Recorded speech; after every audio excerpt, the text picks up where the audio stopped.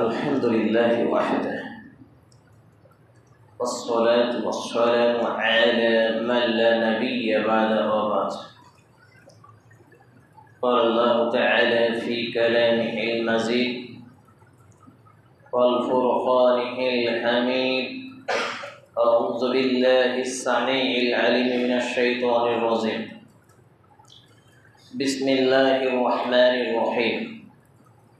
اقرأ باسم ربك الذي خلق خلق الإنسان من علق اقرأ ربك الأكرم الذي علم بالقلم علم الإنسان ما لم يعلم.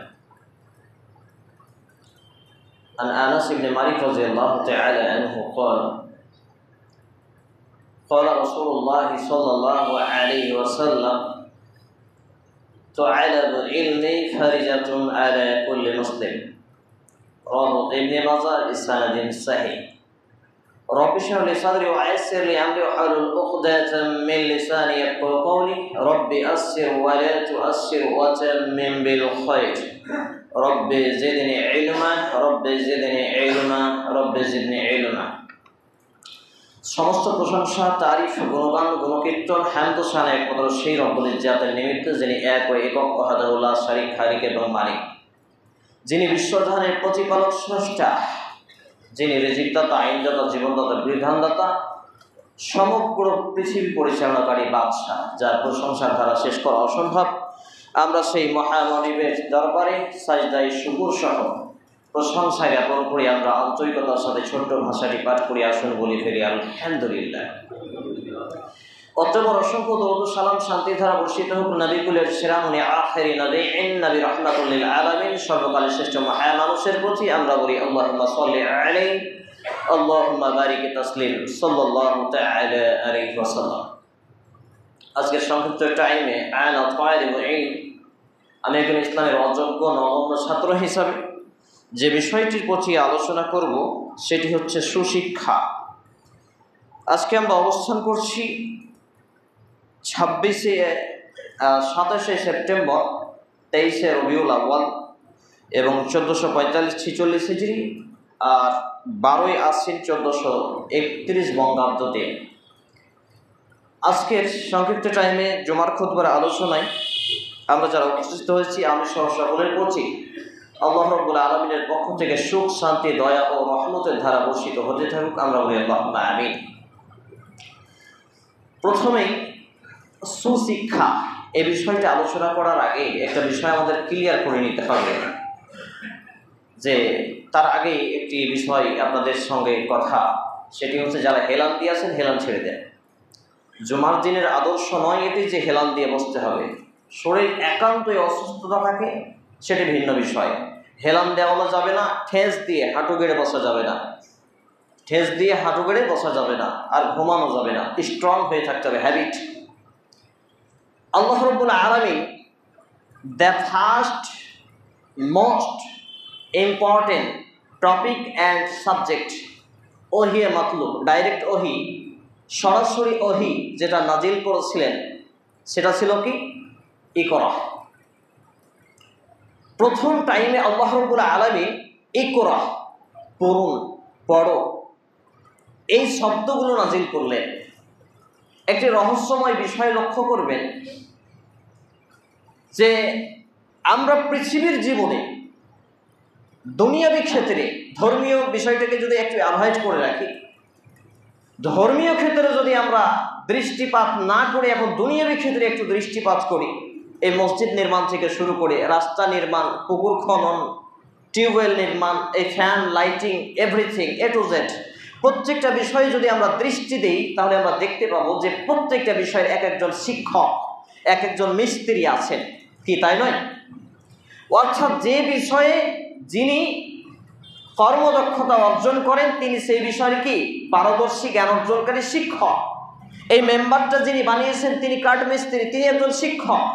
এই মসজিদটা রাজমিস্ত্রি যিনি কাজ করেছেন তিনি একজন জানকারী, জাননেওয়ালা, তারপর তিনি মিস্ত্রি হয়েছেন। তাহলে দুনিয়ার এমন কোনো কর্ম নেই, এমনকি এমন কোনো কথাও নেই যেটা শিক্ষা ছাড়া হয়। আমরা ছোটবেলায় কথা বলতে জানতাম না, কোনটা আব্বু কোনটা আম্মু কোনটা কে লাগে জানতাম না। তাহলে এটা কোথা থেকে শিখেছি? আম্মুর কাছ থেকে, পরিবেশ থেকে। শিক্ষার কয়েকটি ধাপ আছে। কখনো বাস্তবতা দেখে দেখে শিক্ষা অর্জন করা যায়, কখনো কানে শুনে শিক্ষা অর্জন করা যায়, কখনো উপলব্ধি করে শিক্ষা অর্জন করা যায়, আর কখনো আবার পড়াশোনা করে শিক্ষা অর্জন করা যায়। তো সার্বিক বিষয় হচ্ছে শিক্ষার মধ্যে অন্তর্ভুক্ত। ইসলাম একটি হচ্ছে জীবন বিধান, মানব জাতির এটি পূর্ণাঙ্গ একটি গাইডলাইন। সে পার্থিব জীবন, তার জ্ঞান হওয়া থেকে শুরু করে, তার জীবন থেকে মৃত্যু, তার জ্ঞান আসা থেকে শুরু করে, তার জীবন থেকে, তার শৈশব থেকে সে জান্নাত জাহান্নাম অবধারিত পর্যন্ত, তার মধ্যে প্রত্যেকটা সেক্টরে শিক্ষা ছাড়া সে অচল। ক্লাস 2 যখন আমি ছাত্র, তখন একজন শিক্ষক বলেছিলেন, লেখাপড়া করে না যারা, গাড়ি ঘোড়া চড়ে না তারা। তা আমি পাল্টি মেরে বলেছিলাম, স্যার এটা ভুল কথা বললেন আপনি। আজকে যারা লেখাপড়া করে না তারাই ঘোড়া গাড়িতে চালাচ্ছে, তারাই ঘোড়া গাড়িতে চাপছে, তাহলে আপনার থিওরি ভুল।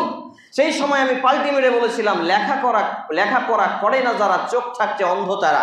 লেখাপড়া করবে না যারা, চোখ থাকতে অন্ধ তারা। বাস্তবেই দেখুন, এই আমার হাতে একটি বই আছে, বইটিতে আরবি এবং বাংলা সংমিশ্রণে লেখা আছে। এখন যারা আমরা আরবি শিখিনি তারা চোখ নেই কি নাই? আছে কি নেই? সবার চোখ আছে, তো অন্ধ ব্যক্তি ব্যতিক্রম। তাহলে এই আরবি লেখা একটা ছোট্ট মন্তব্যের ছেলে অনর্গল পড়তে পারে, কিন্তু আমি আপনি সেই শিক্ষা অর্জন না করার ফলে এই আরবি পড়তে পারি না। অনেক ব্যক্তি আছেন বাংলা, তিনি বাংলাও পড়তে জানেন না। তাহলে শিক্ষা এমন একটা বিষয় যেটা হচ্ছে আলো। যেটা কি? আলো। আর আলোর কাজ কি? অন্ধকারকে দূরীভূত করা। এই যে টিউব লাইটটা জ্বলছে, এটা কি কারণে? মসজিদটা অন্ধকার হয়েছিল, একটু অন্ধকারাচ্ছন্ন ভাব লাগছিল দিনের বেলাতেও, এই অন্ধকারকে দূরীভূত করার জন্য আপনি টিউব লাইট লাগিয়েছেন। তাহলে এই শিক্ষা হচ্ছে আলো। একে কি করবে? এই অন্ধকারকে দূরীভূত করবে। এবং শিক্ষা হচ্ছে জ্ঞানের বিকাশ, নৈতিকতা, দায়িত্ব। আর এইটার বিভিন্নভাবে এক একজন মনীষী টপিক দিয়েছেন। কেউ বলেছেন এডুকেশন, কেউ বলছেন এডুকাটুম, এডুকেয়ার, এডুকেটেড ইত্যাদি বিভিন্ন ভাষা দিয়েছেন।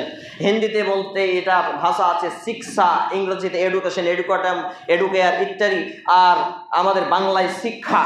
আর আল্লাহ রাব্বুল আলামিন তো এটাকে আবার ইকরা দিয়ে শুরু করেছেন, মানে পড়া দিয়ে শুরু করেছেন। তো সম্মানিত উপস্থিত ভাই এবং বাবা জীবন, সর্বোপরি যে বিষয়টা হলো যে আমি আজকে আমার সাবজেক্ট টপিকের বিষয় দিয়েছি সুশিক্ষা। সুশিক্ষা, পিওর এডুকেশন, পিওর এডুকেশন। এই শব্দটা কেন লাগানো হলো? জুমার খুতবার সময় খুবই সংকীর্ণ, আর আবার আপনাদের এখানে সময় বেঁধে দেওয়া হয়েছে। যদিও আমি 8 মিনিট, 10 মিনিট, 15 মিনিট অ্যাভয়েড করি খুতবা দিই, নির্ধারিত সময় খুতবা দিই না, এখানে বারবার রিকোয়েস্ট করা হয়েছে। সেটা হচ্ছে যে প্রত্যেকটা খাদ্যদ্রব্য বা আমাদের ব্যবহারিক সামগ্রীর মধ্যে মধুতে খাঁটি শব্দ লাগানো ছিল না? ছিল 10 বছর আগে মধুই ছিল, খাঁটি ছিল না। সরিষার তেল খাঁটি লিখার প্রয়োজন ছিল না, এখন খাঁটি লিখতে হয়, মানে ভেজাল আসে। একই রকমভাবে একটা সময় ছিল শিক্ষাই ছিল, শিক্ষিত ব্যক্তি আদর্শবান ব্যক্তি হিসাবে বিবেচিত ছিল। কিন্তু এখন শিক্ষা আর শিক্ষা নেই। এই দুনিয়াবী শিক্ষা আর দ্বীনি শিক্ষা বলে কোনো কিছু এখন আর পার্থক্য বোঝা যায় না। অতএব শিক্ষার মধ্যে সু এবং কু এই শব্দটি আমরা পার্থক্যকরণ করি। প্রথমেই আমি দ্বিতীয় খুতবার পরে আপনাদের সামনে যে আয়াতে কারিমা পাঠ করেছি, এটি খুবই প্রসিদ্ধ আয়াত এবং প্রসিদ্ধ সূরা, যেটি আমরা প্রায় শুনে থাকি, প্রায় জানি এবং জানা কথা, শোনা কথা। এটি কুরআনুল কারীমের সূরা আল আলাক 96 নম্বর সূরা 30তম পারা, পৃষ্ঠা নম্বর 603, আয়াত নম্বর 1 থেকে 5 আমি আপনাদের সামনে পাঠ করেছি। আল্লাহ রাব্বুল ইজ্জাত তিনি এই কথা প্রথম নাজিল করলেন, ইকরা বিসমি রাব্বিকাল্লাযী খলাক, পাঠ করুন আপনি আপনার পালনকর্তার নামে। খলাকাল ইনসানা মিন আলাক, যিনি মানুষকে সৃষ্টি করেছেন জমাট বাঁধা রক্ত থেকে। ইকরা ওয়া রাব্বুকাল আকরাম, পাঠ করুন আপনার পালনকর্তা হলেন মহা দয়ালু। আল্লাযী আল্লামা বিল কলম আল্লামাল ইনসানা মা লাম ইয়ালাম, আর যিনি আল্লাহ সুবহানাহু ওয়া তাআলা মানুষকে শিক্ষা দিয়েছেন কলমের সাহায্যে, যা মানুষ জানতো না। ধারাবাহিক পর্যায়ক্রমের মধ্যে ফার্স্ট টাইম 5টি আয়াত নাজিল হলো, লম্বা ঘটনা। এ বিষয়ে আমার একাধিক জুমার খুতবাও রয়েছে যে আল্লাহ রাসূল সাল্লাল্লাহু আলাইহি ওয়াসাল্লাম যখন নবুয়ত প্রাপ্তি হননি, যখন তিনি হেরা গুহায় ধ্যানে ছিলেন, জিবরিল আলাইহিস সালাম মানুষের রূপ ধারণ করে এসে জড়িয়ে চেপে ধরে বলছেন, ইকরা আপনি পড়ুন, ইকরা আপনি পড়ুন, ইকরা আপনি পড়ুন। তিনি বলছেন পড়তে জানি না। এখানে কয়েকটি কথা উল্লেখিত হয়। সহিহ বুখারী 1 নম্বর খণ্ডে 1 নম্বর পর্বে ওহী সূচনা অধ্যায় 1 থেকে 7-6 পর্যন্ত ধারাবাহিকভাবে হাদিসগুলো বর্ণিত হয়েছে। হাদিসের পাতায় পড়ে আছে, আমি এবং আপনি খুলে দেখি না, খুলে দেখবেন একটু বাংলা অনুবাদ সহ, যেখানে নবী মুহাম্মদ রাসূল সাল্লাল্লাহু আলাইহি সাল্লাম পড়তে জানি না বলে মুক্তি পেলেন না। নাম্বার 1, যখন নবী করিম সাল্লাল্লাহু আলাইহি ওয়াসাল্লামের উপরে এই ওহী নাযিল হচ্ছে তখন তার বয়স ছিল 40 বছর, 40 ইয়ার্স। নাম্বার 2, এবং নবী করিম সাল্লাল্লাহু আলাইহি ওয়াসাল্লাম একবারে ব্যর্থ হলেন, দুইবারে ব্যর্থ হলেন, তিনবারে ব্যর্থ হলেন, তারপরে তাকে শিখতে হলো। 3 নম্বর পয়েন্ট, অর্থাৎ প্রাথমিক লেভেলে 3টে শিক্ষা পাওয়া গেল যে আমরা পড়তে জানি না বলে আমাদের মুক্তি নেই। নাম্বার 1, আমাদের বয়স হয়ে গেছে বলে আমরা পড়বো না এই বলে মুক্তি নেই। নাম্বার 2, আর আমরা উচ্চারণ হয় না, পড়তে পারি না, পড়তে কষ্ট হচ্ছে বলে ছেড়ে দেবো, এর কোনো সুযোগ অপশন নেই। অতএব আমাকে এবং আপনাকে এখান থেকে যে শিক্ষা নিতে হবে যে আমি এবং আপনি অবশ্যই যখন মুসলমান ঘরে জন্মগ্রহণ করেছি, আমার এবং আপনার নাম যখন আব্দুল্লাহ, আব্দুল সাত্তার, আব্দুল গাফফার আর কিছু হয়েছে, যখন আমাকে আল্লাহ রাব্বুল আলামিন লাকাদ খালাকনাল ইনসানা ফি আহসানি তাকওয়িম করে সৃষ্টি করেছেন, সূরা 3 95 নম্বর সূরা 4 নম্বর আয়াত, আল্লাহ রাব্বুল আলামিন মানুষকে উত্তম অবয়ব আকার আকৃতি দিয়ে যখন আমাকে আপনাকে সৃষ্টি করেছেন, অতএব আমার এবং আপনার এ কথা বলার কোনো সুযোগ নেই, এ কথা বলার কোনো অপশন নেই যে আমার তো এখন বয়স হয়ে গেছে, আমি কোরআন পড়ার এখন বয়স শেষ হয়ে গেছে, আমার এ কথা বলার কোনো সুযোগ নেই। আর কি নেই? আমি একবারে পারছি না, দুইবারে পারছি না, তিনবারে পারছি না, ধ্যাত আমি পারি না, পড়বো না, এই বলারও সুযোগ কোনো অপশন নেই। আর কি? তাহলে একবার, দুইবার, তিনবার, শতবার চেষ্টা করে আমাকে এবং আপনাকে সুশিক্ষা অর্জন করতে হবে। আর সেই সুশিক্ষাটা কোরআন এবং সুন্নাহ ভিত্তিক। সেই সুশিক্ষাটা হলো ওহী মাতলু, সরাসরি ওহী, যেটা ডাইরেক্ট ওহী নাজিল হয়েছে, কিতাবুল্লাহ, আল্লাহর কিতাব, ও সুন্নতে রাসূলুল্লাহ সাল্লাল্লাহু আলাইহি সাল্লামের সুন্নাহ ভিত্তিক, এবং আকীদা এবং মানহাজ স্বচ্ছতার সহিত। আকীদা এবং মানহাজ যদি স্বচ্ছতার সহিত আমরা শিক্ষা অর্জন না করি তাহলে সেটা সুশিক্ষা হয় না। কারণ মানুষ মুসলমান, সালাত আদায় করে, রমজান মাসে সিয়াম পালন করে, হজ যাকাত করে, আদায় করে, তারপরেও কবরে গিয়ে সাজদা দেয় আছে কি নেই? মাজারে গিয়ে চাদর দেয় আছে কি নেই? অতএব এখান থেকে বোঝা যায় যে এটা সুশিক্ষা নয়। সুশিক্ষা আমাকে এবং আপনাকে যদি অর্জন করতে হয়, সঠিক আকীদা এবং মানহাজ ভিত্তিক সুশিক্ষা অর্জন করতে হবে। অর্থাৎ কোরআন এবং সহিহ সুন্নাহকে সলফে সালেহিনগণের আকীদা এবং মানহাজ দিয়ে পথ পদ্ধতি অনুসারে আমাকে এবং আপনাকে বুঝে নিতে হবে। অতএব সম্মানিত উপস্থিতি ভাই এবং বন্ধুগণ, আল্লাহ রাব্বুল আলামিন আমাকে এবং আপনাকে প্রাথমিক লেভেলে তো বলতে পারতেন আকিমিস সালাত, সালাত কায়েম করো, বলতে পারতেন না? ইতাইজ যাকাত, যাকাত প্রদান করো, ওয়াল হজ্জ, হজ সম্পাদন করো, আর সোমে রমজান, রমজান মাসের সিয়াম পালন করো।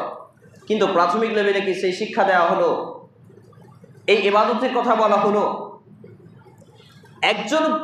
একজন ব্যক্তির শৈশবকালে ফার্স্ট টাইম কখন সালাত ফরজ হয়?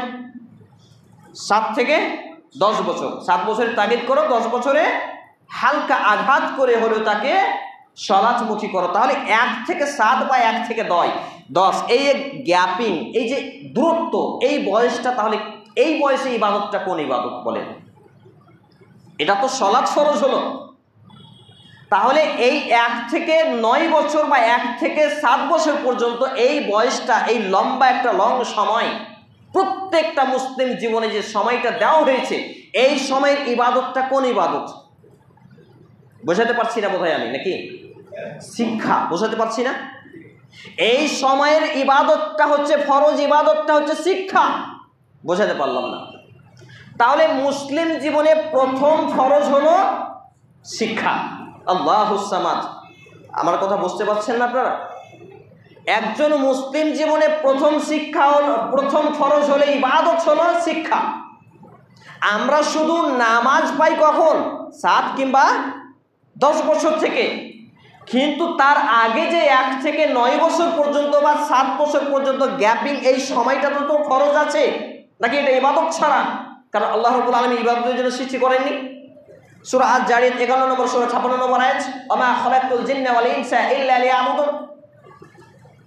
সূরা আন-নিসা 4 নম্বর সূরা 36 নম্বর আয়াত, সূরা আল-বাইয়িনা 98 নম্বর সূরা 5 নম্বর আয়াত। এছাড়াও একাধিক আয়াতে কারিমা আছে যেখানে আল্লাহ রাব্বুল আলামিন বলছেন যে মানুষকে এবং জিন জাতিকে আল্লাহর ইবাদতের জন্য সৃষ্টি করা হয়েছে। অতএব 1 থেকে 7 বছর পর্যন্ত বা 10 বছর পর্যন্ত 9 বছর পর্যন্ত প্রত্যেকটা মুসলিম জীবনে নারী পুরুষের উপরে যে বিষয়টি প্রথম ফরজ হয়, যেটি তার জীবনে প্রথম ইবাদত, সেটা হচ্ছে পড়া। কি পড়া? কোরআন পড়া, হাদিস পড়া, কোরআন এবং হাদিসের জ্ঞান অর্জন করা, বেসিক ইলম অর্জন করা। একটু আগে বলছিলাম না যে মসজিদটা নির্মাণ হয়েছে জানকারী লোক দিয়ে, জানকারী লোক দিয়ে। একজন ধরেন কাঠমিস্ত্রিকে নিয়ে এলেন, দিয়ে বললেন ভাই তুমি প্রাচীরটা গেঁথে দাও, পারবে? পারবে না। একজন অমুসলিমকে রাস্তা থেকে ধরে নিয়ে এলেন, বললেন ভাই ইমামতি করো, পারবে? তাহলে যেখানে দুনিয়াও চলে না, দিনও চলে না শিক্ষা ছাড়া, শিক্ষা ছাড়া দুনিয়া এবং দিন উভয়টাই অচল। তাহলে একটা বিষয় উপলব্ধি করুন, যারা আমরা নিজেদেরকে মুসলিম বলছি, নিজেদেরকে মুসলিম দাবি করা শিক্ষা ছাড়া এটা বোকামি নাকি চালাকি? আমি এবং আপনি আজকে 40 বছর 50 বছর ধরে সলাত কায়েম করছি, কপালে ঘরটা ফেলে দিয়েছি, ইল্লা মাশাআল্লাহ কয়েকজন ছাড়া কোরআনটা পড়তেও জানি না। আমি তো বলেছি আপনাকে তাজবিদ, মাখরাজ এইগুলোর আগেও টানা হাঁচড়া ভাঙ্গা ন্যাংড়া নুরা করে হলেও কোরআন শিখতে হবে।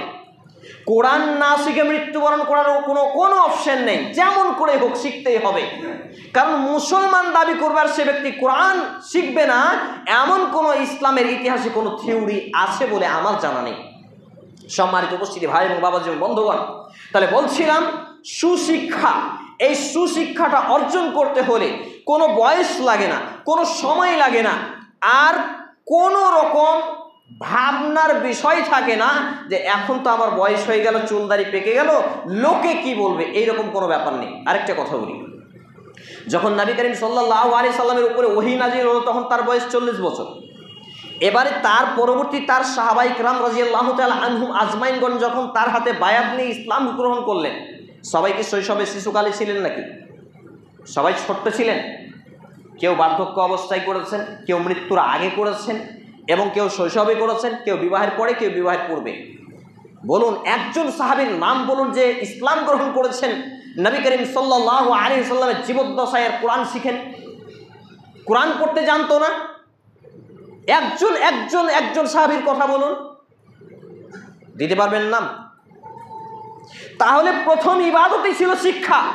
আর সব ইবাদতকে আমরা গুলিয়ে হজম করে ফেলে এখন বুড়াতি বয়সে এসে মসজিদে এসে নামাজ পড়ছি, আর ইমাম সাহেব যখন বলছে পায়ে পাটা ঠিকভাবে মিলান, গোল্লাটা সোজা করেন, 1 দিন 2 দিন 3 দিন 4 দিন 5 দিন বলেছে, 6 দিনের দিন মুরব্বী, আপনি বলছেন হেট আমি নামাজই পড়বো না, খালি মৌলভী সাহেব খোঁচাই, পায়ে নাকি সোজা করা হয় না। এর থেকে লজ্জা হতভাগ্য আর কি হতে পারে বলুন? আপনাকে 1 থেকে 7 বছর পর্যন্ত প্র্যাকটিক্যাল ফিল্ডে ইসলামের বেসিক জ্ঞানগুলো দেওয়া একজন আদর্শ পিতামাতার হচ্ছে ওপরে ফরজ। বৈবাহিক সূত্রাবলী থেকে নিয়ে সন্তান প্রসব পর্যন্ত, বিবাহ দেওয়া পর্যন্ত আমার লম্বা আলোচনা আছে ইউটিউবে। সংক্ষিপ্ত টাইমে আপনাকে যে কথা টাচ দিয়ে যাচ্ছে শুনুন, সেটা হচ্ছে এই সময়টা প্রত্যেক অভিভাবক অভিভাবকের গার্জেন যারা নিজ নিজ ছেলে মেয়েকে 1 থেকে 9 বছর 10 বছর সময় পর্যন্ত 7 বছর সময় পর্যন্ত ইসলামের বেসিক জ্ঞান শিক্ষা দেননি, আর আপনি নামাজি তাহাজ্জুদ গুজারি মানুষ হন, 76 বার হজ করে আসেন, পৃথিবীর মতো পৃথিবী 70টা দান করেন, কিন্তু আপনি নিজে নামাজি, নিজে সব করছেন, আপনার ছেলে মেয়ে আপনার অবহেলার কারণে বেনামাজি, আপনার মেয়ে বেপর্দা, আপনার পরিবারে কোনো ইসলাম নেই, তাহলে আপনি কবরে শুয়ে শুয়ে তাদের পাপের জারিয়া পাবেন। আমরা তো সাদকায়ে জারিয়া শুনি। এবং এই সন্তান সন্ততি আপনার জাহান্নামে যাওয়ার কারণ হবে। একজন আদর্শ পিতামাতা হতে গেলে আপনাকে তার জ্ঞান হওয়া থেকে জন্ম দেওয়ার পূর্ব থেকে, এখন তো অধিকাংশ মানুষ বীজ ফেলে কিভাবে? বিনা দোয়া পড়ে, পর্নোগ্রাফি দেখে বীজ ফেলা, বুঝলেন না? সহবাস করে, সহবাসের দোয়া জানে না, লা হাওলা ওয়ালা কুওয়াতা ইল্লা বিল্লাহ। এই যে পুকুরে যদি আমি এখন রাইস শস্য ছিটাই, হবে? পুকুরে রাইস শস্য ছিটাবো, গাছ ভালো হবে? হবে না। আমি রোডের উপরে ছিটাবো, হবে? তাহলে প্রকৃত জমি লাগবে। তা আপনি যে মা হিসেবে নিয়ে আসছেন তাকে শুধু চামড়া ধলো দেখছেন আর শ্বশুরের সম্পদ দেখছেন, দিনদারিতা দেখছেন না যে।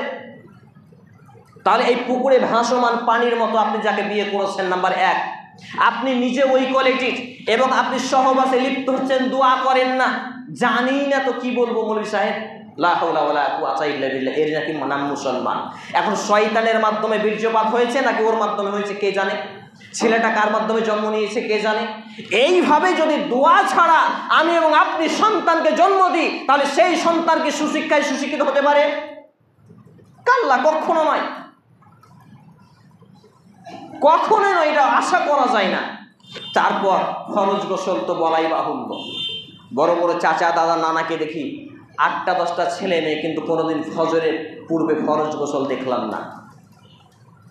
কেন রে ভাই, কেন বাবাজি, আপনার ফরজ গোসলের প্রয়োজন পড়ে না? অনেকেই আছেন যেদিন সহবাস করবে দিন নামাজই পড়বে না, মানে গোসল করলে বাড়ির লোক জেনে নেবে। যেখানে লজ্জা করার কথা ছিল সেখানে লজ্জা নেই, মানে সুশিক্ষা থেকে আমরা দূরে আছি। বুঝুন, সুশিক্ষার পাওয়ারে এতটাই পাওয়ার, আবর্জনা, পাপ কাজ, গর্হিত, ঘৃণিত, নোংরা সব থেকে দূরে। আল হায়াউ শাওবাতান মিনাল ঈমান, এটা কোন ক্ষেত্রে? পাপ কাজের ক্ষেত্রে, অন্যায় অপকর্মের ক্ষেত্রে। নেকির কাজে, ফরজ ইবাদতে আপনি লজ্জা করবেন, এটা এর নাম ঈমান নয়। সময় প্রায় শেষের দিকে। সম্মানিত উপস্থিত ভাই এবং বন্ধুগণ, অনেক কিছু বলার আছে। আমি যে হাদিস আপনাদের সামনে পাঠ করেছি, এই হাদিসটি বলে আলোচনা গুটিয়ে ফেলবো। সেটা হচ্ছে যে আনাস ইবনে মালিক রাদিয়াল্লাহু তাআলা আনহু قال قال رسول الله صلى الله عليه وسلم تعلم علمي فريضة على كل مسلم। আনাস ইবনে মালিক রাদিয়াল্লাহু তাআলা আনহু তিনি বলছেন, নবী করিম সাল্লাল্লাহু আলাইহি ওয়াসাল্লাম বলেছেন, প্রত্যেকটা মুসলিম নর নারী, যুবক বৃদ্ধ, ছোট বড় সকলের জন্য ধর্মীয় জ্ঞান অর্জন করা, তলব করা, খোঁজাখুঁজি করা, অন্বেষণ করা, পড়াশোনা করা, স্টাডিজ করা, গবেষণা করা ফরজ করা হয়েছে। বলি সুবহানাল্লাহ। তাহলে এই হাদিসে, অর্থাৎ মিসকাতুল মাসাবি গ্রন্থের 218 ক্রমিক নম্বর এবং সুনানে ইবনে মাজাহ গ্রন্থে হাদিস নাম্বার 224 ক্রমিক নম্বর, সহিহুল জামে' সগীর গ্রন্থের হাদিস নাম্বার 3913 ক্রমিক নম্বরে যে হাদিস বর্ণিত হয়েছে যে নবী করিম সাল্লাল্লাহু আলাইহি ওয়াসাল্লাম প্রত্যেক মুসলিম নর নারীর প্রতি শিক্ষাকে ফরজ করেছেন, অর্থাৎ আল্লাহ রাব্বুল আলামিন ফরজ করেছেন, অর্থাৎ নবী করিম সাল্লাল্লাহু আলাইহি সাল্লাম জানিয়ে দিয়েছেন। এখন আমার আর আপনার মধ্যে ইসলামের বেসিক জ্ঞান অর্জন করা, ইসলামের বেসিক ইলম অর্জন করা, বিশেষ করে যে দৈনন্দিন 5 ওয়াক্ত সালাত, হজ, সিয়াম, এই যাবতীয় রুকুনগুলো আছে, বিধানগুলো আছে, এর যে থিওরি আছে, পা থেকে মাথা পর্যন্ত কিভাবে দাড়ি রাখতে হবে, কিভাবে টাকনুর উপরে পোশাক পরতে হবে, কত কি, প্রত্যেকটা সেক্টরে A to Z মোড়ে মোড়ে যদি আমাদেরকে এই জ্ঞান অর্জন আমরা না করি, তাহলে বুঝতে হবে আমরা সুশিক্ষায় সুশিক্ষিত হয়নি। আপনি আপনার ছেলে মাস্টার ডিগ্রি অর্জন করেছে, অথচ দাড়িকে জবাই করছেন। আপনি আপনার ছেলে ডক্টর, প্রফেসর, ব্যারিস্টার, ইঞ্জিনিয়ার হচ্ছে, অত টাকনুর নিচে পোশাক, অথচ ধূমপান করে, বিড়ি, সিগারেট, জর্দা, গুল, গুটকা, তিরাঙ্গা, মদ, মাতাল, নেশা, গান বাজনা, আবিজাবি কোনো কিছু জড়িত নয়। এর কারণ কি? এর কারণ তারা সুশিক্ষায় সুশিক্ষিত হয়নি। আপনার বিয়ে বাড়িতে বিয়ে যখন পড়াতে যাই, তখন ইমাম সাহেব খুতবা দিয়ে পড়ায়। গত পরশু দিন সম্ভবত একটা বিয়েতে আমাকে বলা হলো, একটা মসজিদের ইমাম বললেন যে ভাইজান বিয়েটা পড়িয়ে দেন। তা আমি বললাম বিয়ের অবস্থা কি? তো বলছে বিয়ের অবস্থা একটু ভয়াবহ। বিয়ের অবস্থা ভয়াবহ মানে কি? 3 ভরি সোনা নিয়েছে। আমি বললাম লা হাওলা ওয়ালা কুওয়াতা ইল্লা বিল্লাহ, এই অমুসলিমদের রীতিনীতির বিবাহ আমি পড়াবো না, বিয়ে পড়াইনি। অর্থাৎ বিয়ে পড়ানোর জন্য ইমাম সাহেবকে তখন 10,000 করে নিয়ে যেতে হবে, আর জানাজা পড়ার জন্য বাকি ইসলাম মাননেওয়ালা আল্লাহর বান্দা খুঁজে পাওয়া মুশকিল। আরেকটি গুরুত্বপূর্ণ বিষয় হচ্ছে এই সুশিক্ষা অর্জনের জন্য বেশি বেশি দোয়া করা। কি? রব্বে জিরনি ইলমা। সূরা আত-তাহা 20 নম্বর সূরা, এটি আল্লাহ রাব্বুল আলামিন জানিয়েছেন 16তম পারা, পৃষ্ঠা নম্বর 320, আয়াত নম্বর 114-তে স্পষ্ট ভাষায় জানিয়েছেন যে বেশি বেশি করে আমাদেরকে যে দোয়াটি পাঠ করতে হবে সেটা হলো রব্বে জিদনি ইলমা। হে আল্লাহ তাআলা, আপনি আমার ইলম, আমার জ্ঞানকে বৃদ্ধি করুন। তাহলে সুশিক্ষা অর্জন করতে হলে মসজিদমুখী হতে হবে, সুশিক্ষা অর্জন করতে হলে তালিমে বৈঠকে উপস্থিত হতে হবে, সুশিক্ষা অর্জন করতে হলে আপনাকে মাদ্রাসামুখী হতে হবে, মক্তবমুখী হতে হবে।